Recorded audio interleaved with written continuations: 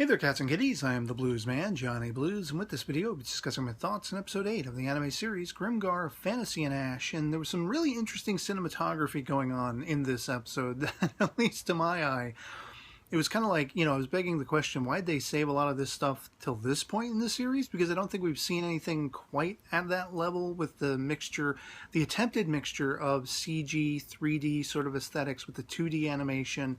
And like there was a shot very early in the episode where you're in the goblin lair and you're kind of walking past almost like this back alley and you're looking through buildings and everything. And the depth to that particular sequence was mesmerizing to me with that very watercolor-esque aesthetic to the backgrounds of the series as it has been since the start. And it almost made me feel like I'm in that alley and I'm looking around at the buildings around me and everything. It gave this great sense of depth. And then there's like another shot toward the end of the episode. There's a few in between, but some of them just kind of faltered a little bit. It stood out a little bit too much to me as being, 3D CG mixed with that 2D, especially in the graveyard. And you have sort of this swooping camera shot, what's supposed to be a swooping camera shot overhead, all the characters in the graveyard. And that to me was a little off-putting. It stood out a little too much as, that's what it was. It wasn't quite mixed as well as those earlier scenes, a goblin sitting up on the side of a wall. And that's one thing I gotta say about this episode. It really actually endeared the goblins to me much more than I've had with the main characters through the course of the series. Like, you have the one goblin on that side of the wall. He's got his little, like, whatever you call it, bone arrow, whatever it's called.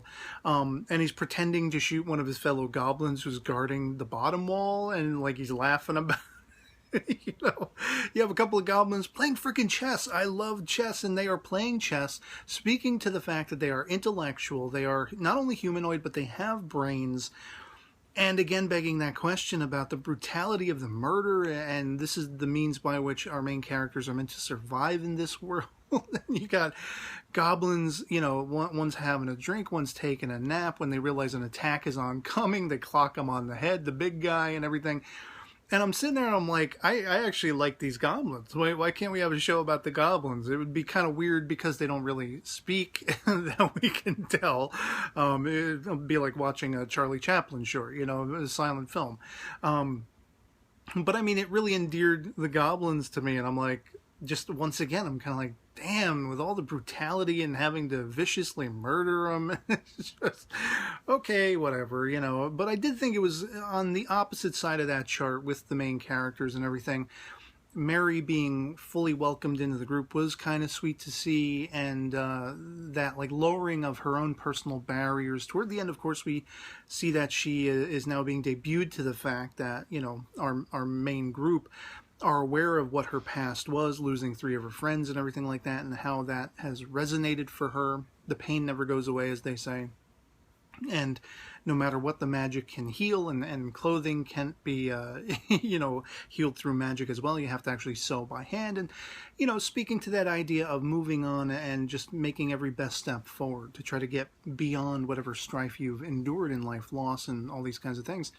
And so there's that great sort of moral grounding and foundation in that. I like that she's kind of taken to calling our MC Hal, and I'm just constantly thinking Hal as an Otacon, Metal Gear Solid. Like, for some reason I don't hear that name often enough, and that's the first thing I keep thinking of every time I see it in the text.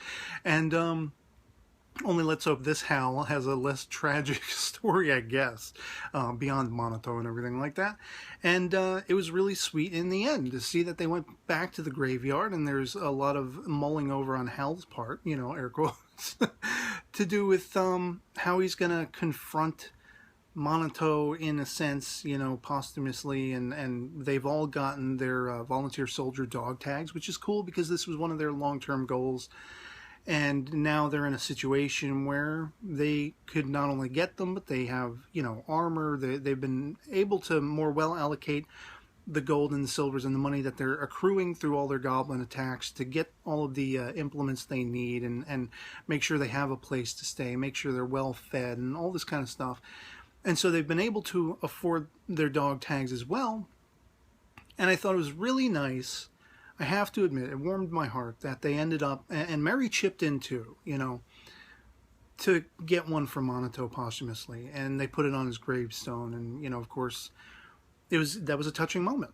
So, I mean, you know, not really much to say other than that, other than having been endeared to these goblins who play one of my favorite all-time games, chess, and like just having that overhanging question of why are they killing the goblins again? Like these are, you know, why can't we somehow burgeon some sense of peace and bridge the gap, the divide between humanity and the goblins and everything? It, you know, I'm not as much calling up the questions that I have had long term since the series began about what is this world and are they going to wake up out of it? Are they in a video game? What exactly is going on with all of that? Just in the moment, in the here and now, it was a pretty sweet episode overall.